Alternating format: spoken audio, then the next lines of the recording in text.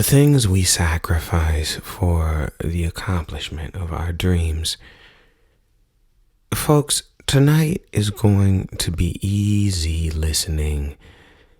I'm quelling my voice, I'm controlling my tone, and I'm reducing the drama. But I'm going to talk to you tonight. I'm going to talk very clearly and slowly. It's going to be very long and painless. Tonight, I want to welcome you to the Cupid and the Pitbull podcast. We're going to start with a magic trick. Then we are going to tell a story.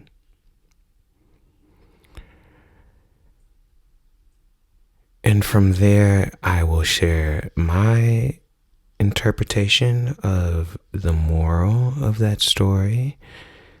But one thing I wanted to put into the cauldron that we have been watching over the last month or so is that the morals of my stories are my morals, and my morals are very subjective.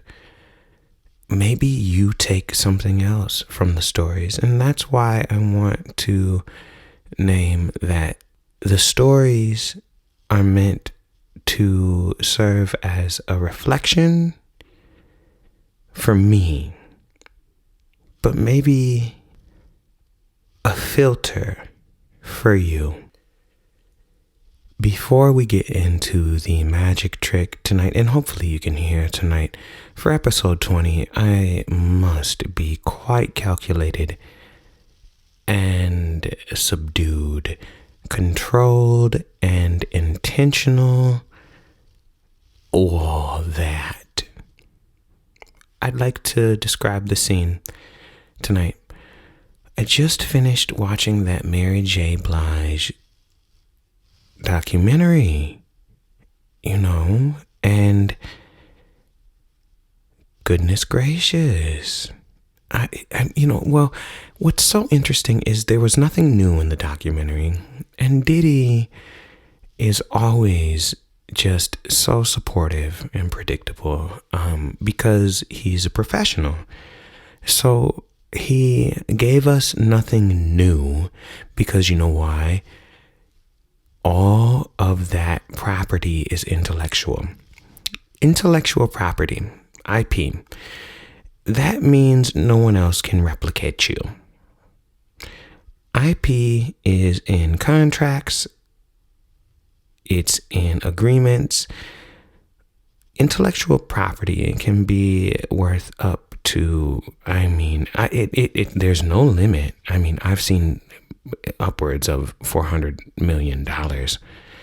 Intellectual property, when you own your voice, can make you a lot of money. And it's because no one can replicate your voice. So Diddy has done it again, and Mary is just an angel. Some would call her a witch. She has every right to be a witch. She went through all the things that the witches go through. She's one of those New York witches, though. So she has a bit of a chip on her shoulder that none of the other New York witches have ever been able to have. They want to have a chip on their shoulder, but they've been groomed and raised in post 2004 life. And that's cute for them. But Mary seems to have some sort of what can we say? Well, most folks would say resilience. I would say wherewithal. She has this thing about her where it's not about her singing. It's about what she sings and the way she sings it. Some would say rasp. Others would chalk it up to production. But you have to look in Mary's eyes. The next time you see Mary, all y'all out there, when you see Mary J. Blige, look into her eyes. There's a complexity there. There is a strength and a resilience in all of the hoopla and the popular culture thing that we associate with Mary J. Blige. Oh, she's so strong. Yeah, Mary J. Blige, yeah. And, that's why all the people go to her concerts. But look deeper. Look closer.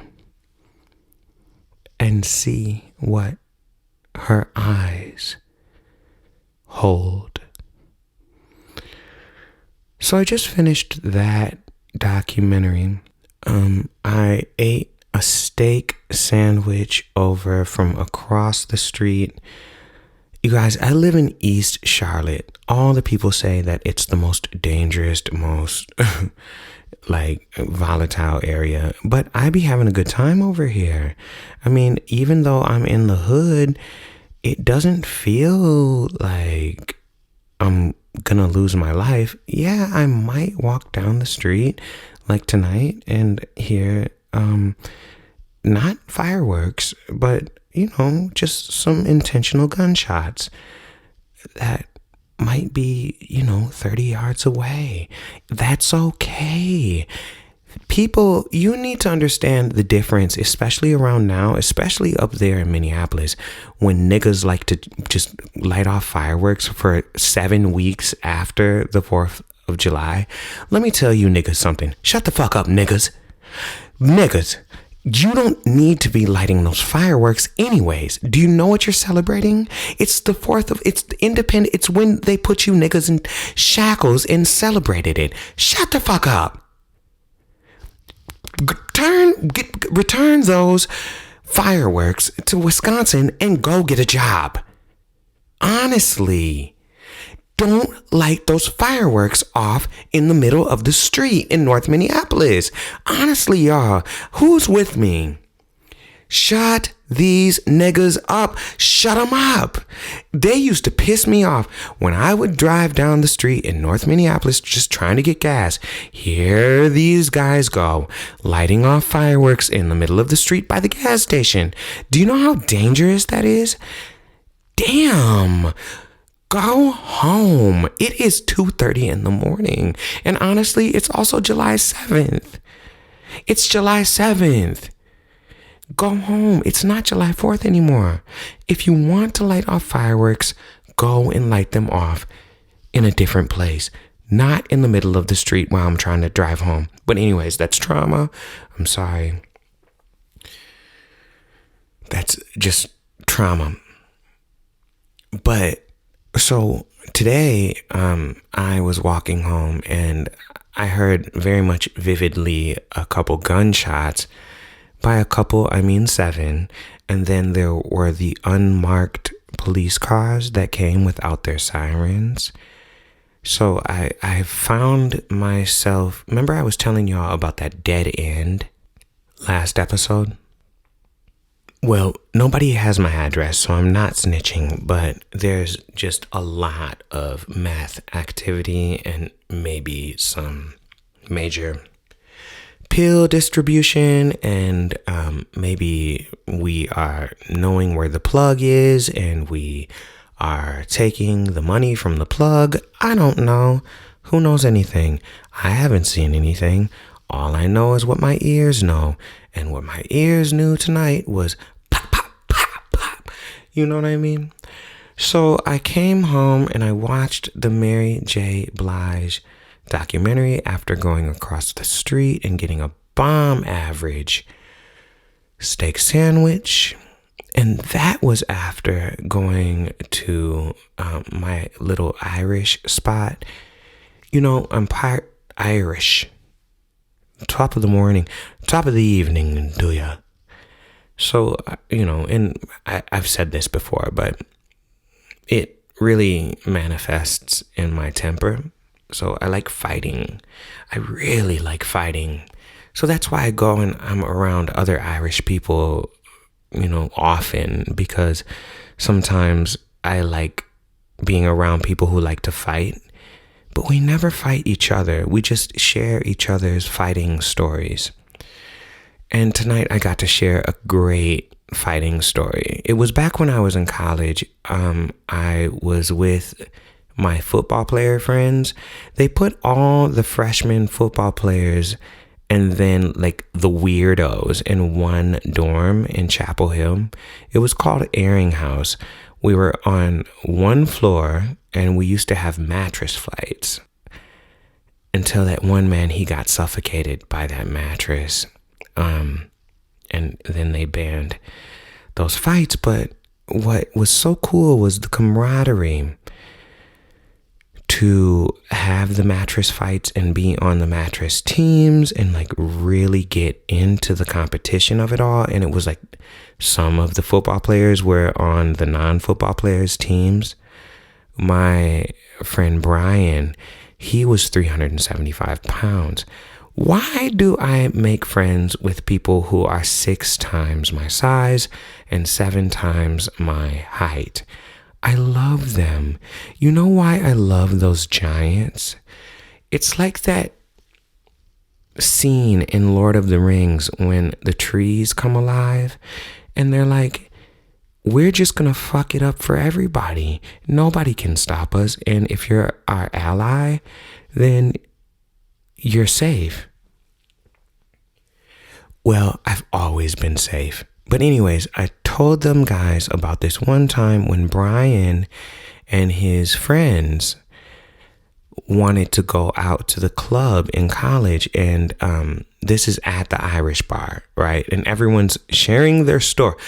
They're sharing their stories.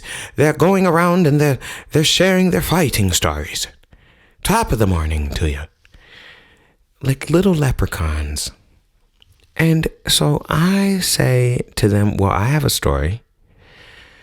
And I share it to them. This is before the steak sandwich and the gunshots and the Mary J. Blige documentary and the Cupid and the Pitbull podcast. This is like 4 events ago. So I say, well, I have a story. My story came actually after the man shared his story about when he had to use that bottle to get himself out of a bind. So he could have really just like walked away, but since he's Irish, he decided to take it into his own hands. And apparently he not only cracked the bottle over that man's head, but he then, he took the liberty of not stabbing the man, but the man apparently was wearing an Ed Hardy shirt. So he was already delirious from the bottle crack. And then the bottle was sharp and ready to be used as a knife and a dagger. And instead of stabbing him, and this is why I love my Irish heritage, because we're merciful. Like, I could have just killed you, but instead I'm just gonna slash your Ed Hardy shirt that you probably paid like upwards of $90 for. Do you remember those trash ass Ed Hardy shirts that you could get from Buckle at the Mall of America? And you know what? That shirt, even if we didn't have to get into a fight, that shirt needed to be ripped up and slashed. And you know what? He said he did surgery on that shirt. Not only did he slash it, but he cut it in half and he took it off the man to where that man had to walk out of the bar shirtless without his $97 Ed Hardy shirt. And then I said, well, guess what? I got a story. And one thing about the Irish is that we love one-upping each other. Like, all of our fight stories are better than everybody else's fight stories. So, but I'm black, though. So, and I was the only black person in the establishment because it's a highly racist establishment. And I go there because I'm a thrill seeker. And that's what today's episode revolves around. The episode is called The Roller Coaster, but we're going to get into that in a second. So just painting the picture, keeping us present, trying to fulfill my end of the bargain, right? So the man walks out, the cops come back, and then the man is arrested for like assault with a deadly weapon. I felt sorry for Carl as he told that story because he's probably still paying off those court bills. Now, then I say, guess what? I got one that could one up your story, Carl. And Carl's like, give it to me. And I'm like, oh, I'm going to give it to him. So I say, one time I was with my good football players, friends, in college. I was a freshman. I was with that man who they put me with randomly in the roommate situation. Like, we were just in that room, and he had blue hair and he did witchcraft, and he loved waking up. Like, one night I woke up and he was just like staring at me. But it was weird because the lights were off. So anyways, I found every opportunity to get out of that room and go across the hallway to Brian's dorm room where he was listening to Gucci and shit. And I was like, let's just chill here. And we smoked some weed and we was good. And then my guy Matt, who I ended up rooming with for the rest of college, he would come over and he would bring his sub, and we would just like chill in Brian's room all the time. So Brian was close. Brian also suffocated that man with the mattress. And nobody knows that, so don't tell. But so we ended up wanting to go to a club. Actually, they did. I was trying to just go to sleep. I had a test in the morning, but I also didn't really want to like be in the room with my roommate because I just couldn't. Imagine being in a room with someone who just, the energy is just off, but not a house, right? Not a hotel, not a mansion, not even an apartment, a room. And the energy is off. And sometimes you wake up and he's just staring at you like, I should kill you right now. So I said, I don't want to be there right now. I just really want to go out with y'all. So we went out. Now, Brian had drama. Brian had a good friend on the football team named, I think, D. He was a little backup running back. And D and I like really connected because D was short and stocky and just strong and like really getting through life because he was on the football team, but he was really bad at academics. So he comes up to me one time and he says, you know what? I see that you're getting all A's. Can you tutor me? Well, I didn't have the capacity, but one of the girls that I was sleeping with was brilliant. Her name was Tanisha, and she lived on the 4th floor of our dorm. So I said, not Brian, Brian's friend D, why don't you just like bring me the things that you need to get done, I will bring them up to Tanisha, and Tanisha would get them done in like 15 minutes. D owed me a lot, right? So for episode 20, we're going to get into it. We all went out, and D literally is over here being like, this nigga is getting me through college. And I literally got him through the first semester. And then I continued the contract to the next semester, but on one condition. And this condition means everything. I want entry into those Omega parties. And he granted it. So we had some maybe kind of like mutual negotiations going on. And so D didn't even live in our dorm. Like Brian did, but Brian was good friends with D because Brian was an offensive tackle who blocked for D, and D was a running back. So all of us went out. Okay. And we had the greatest time.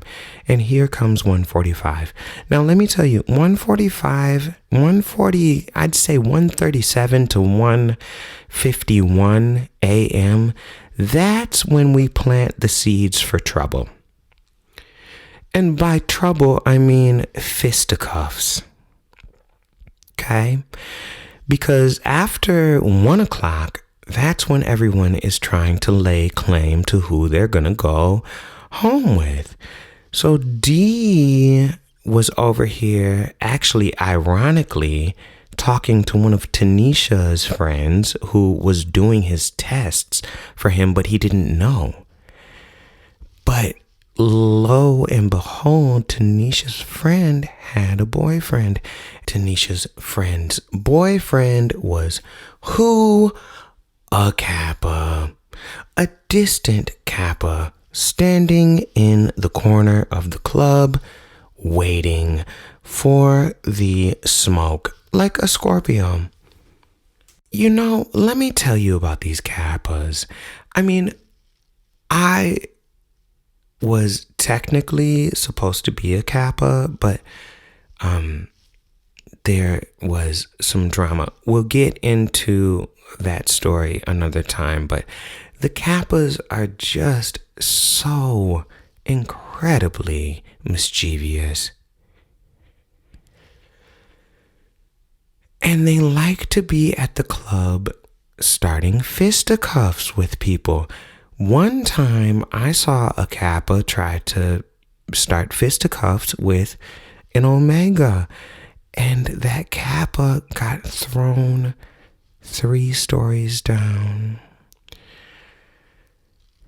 He survived, but I think the whole chapter at that point stopped, at least for a couple years, fucking with the Omegas. So anyways, we're at the club, and I have nothing to do with this. I am an independent gentleman, an IG. I have nothing to do with y'all. I'm not even on the football team. I just know that the niggas on my football team are my niggas. You know what I'm saying? They just had won against Miami.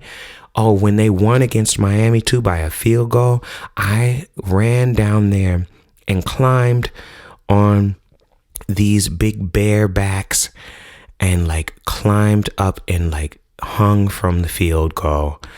I was so excited when we won against Miami. And so it was time to go out. And they said, let's go out. It's time. Yay. We are the most prestigious school in the world. So we're out. We're drinking our little gin and tonics and our little tequila sodas. Some of the men did have some incredible hawks. That was Hypnotic and Hennessy. I think it has been since kind of like nixed from the menu because that's it. Hypnotic and Hennessy is just a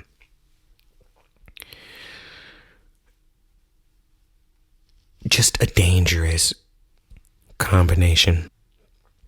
We're chilling there, and I'm sitting there, you know, and notice that I'm like This is how I'm telling the story to the Irish bar. And by this time, all the children have gathered around. They're like, he's the only black one here. He has a story. Gather around. Children, everyone over here. You in the back, put that cocaine down. And you over there, tip the bartender. Come over, gather around. I have a story. So I'm in the middle of the story, and then the one Irishman asks, well, how drunk were you? And I said, oh, you have no idea. I actually was the drunkest one, but I kept it cute because I was with the football players. And so he said, all right, continue. And right, you know what I'm saying? So we checked in. Then I went into the drama, the climax. Basically, Dee wanted to talk to Tanisha's good friend, who was a dime. Her name was Victoria.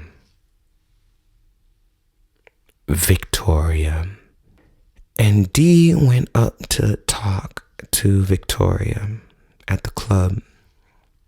And Victoria was like this dancer. She was so little and thick and beautiful.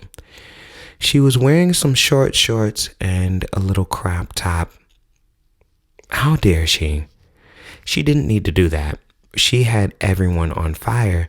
But then her wannabe pimp Kappa boyfriend was in the background, thinking that he could just like be in the background and like not no niggas was gonna come up and talk to her.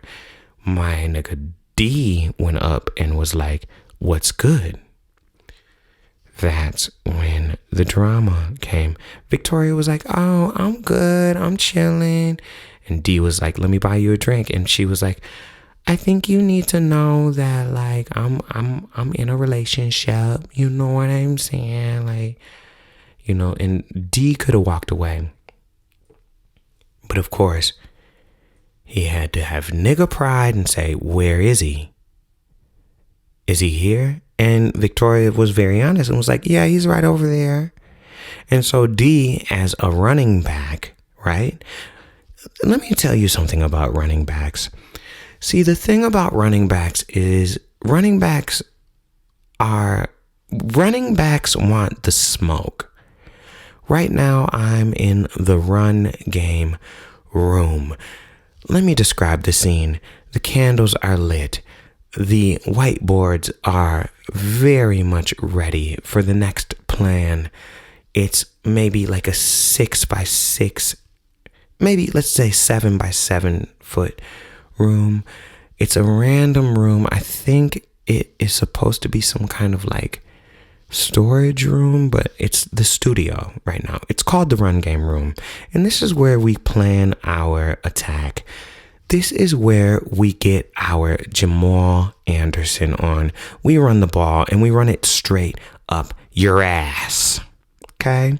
We run the ball because running backs are where it's at. If you don't have a run game on your football team, guess what? You're not going to the Super Bowl. And if you don't have a strong run game, people are going to punk you and maybe talk about you like those Rams. Remember the Rams?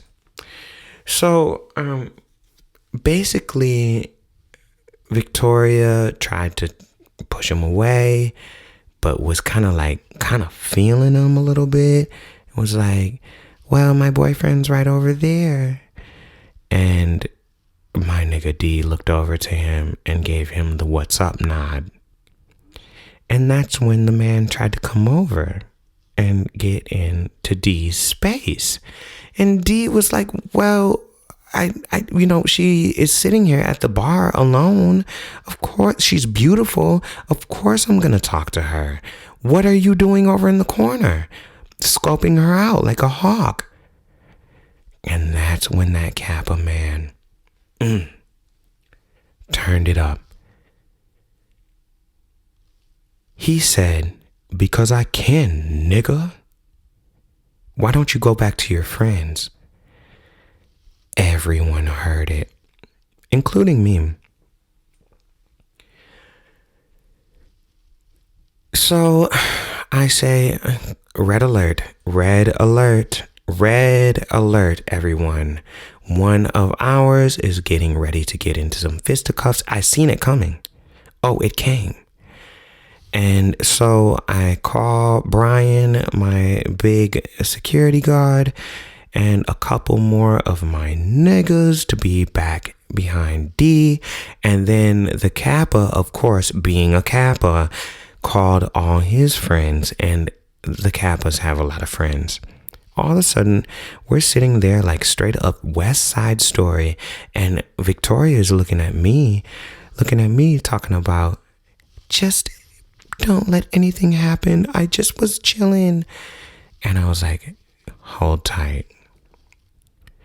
Everything could have de-escalated if it weren't for D accidentally spilling his red drink on one of the Kappa's white shirts, accidentally, allegedly.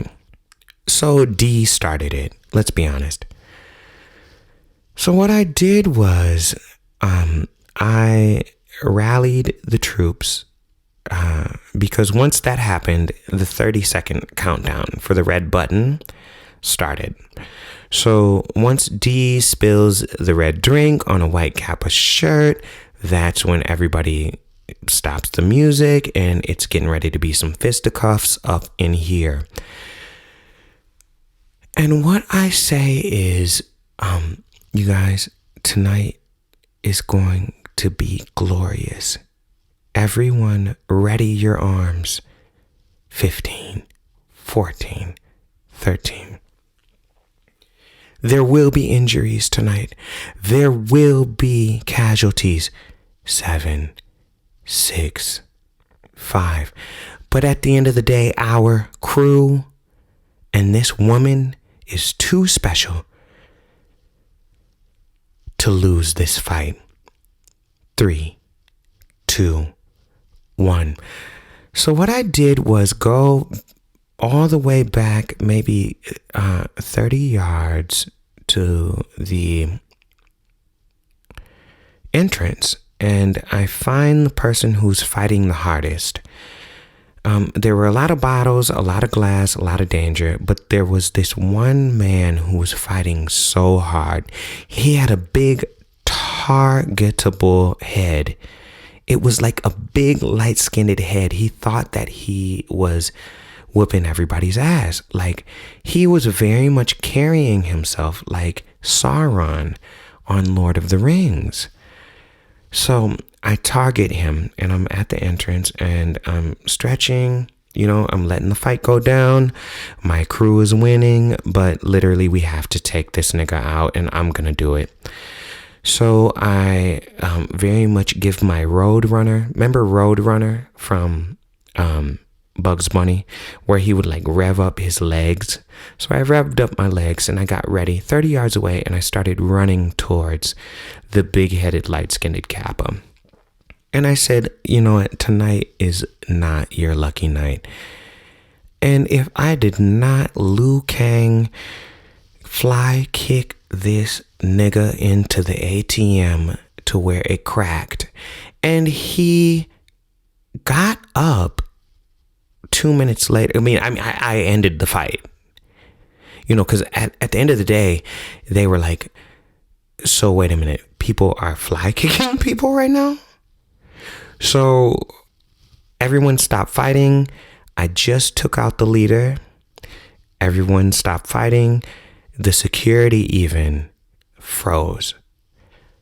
The lights turned on and the music stopped. And I sat there with my hands on my hips. And you know why I sat there so confidently? It's because I had every right to fly kick this man. My guy D literally had just won the Miami game. He had a touchdown too, honestly. And he had every reason to celebrate. So we went out to celebrate, okay? And he had every reason to be cool. And now there's a fight. And now the vibe is ruined. So if we're going to ruin the vibe, well, how about I just fly kick your big Bert head? Looking like Bert from Bert and Ernie. It was such an easy target. However, he did have to get stitches. Now, for some reason, it took a little while after the shock for people to start getting arrested. I was a little bit smaller than the rest of the crew, but everyone knew that I did it. So there may have been like a little bit of a chase, just a little bit of a chase before the cops got there, right? But nobody knew where I was because like a little mouse, I scurried away. The ATM apparently never worked again, and that man ended up becoming a rocket scientist. I might have kicked his brains into place.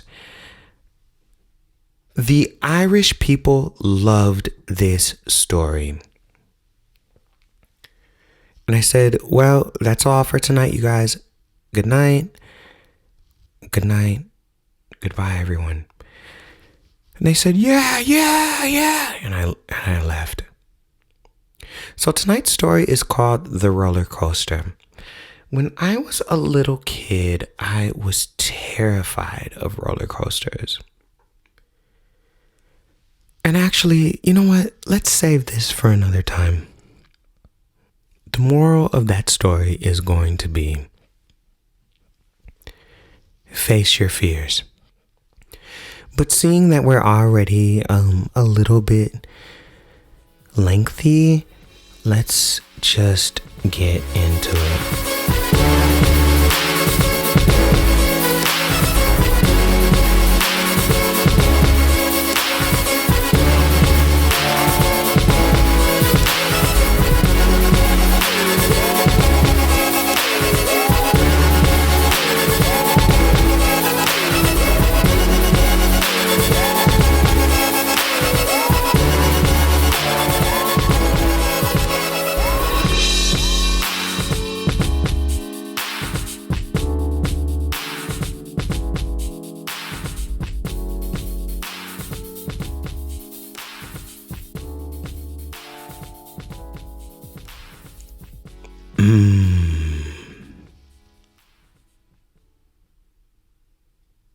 I don't know, you guys. I literally started doing this podcast because somebody upstairs is like really going to town. Like they are just having the loudest sex. And I was like, well, you know what? Let me just go into the run game room and talk. The next episode will be called The Roller Coaster, and it's going to accomplish a goal. And what that goal is to get to an hour of talking. If you haven't noticed, we've been extending the content. It's really fun and actually really therapeutic for me. I really appreciate everybody who's over here listening and supporting. The Cupid and the Pitbull podcast will grow and grow fast. Okay, bye.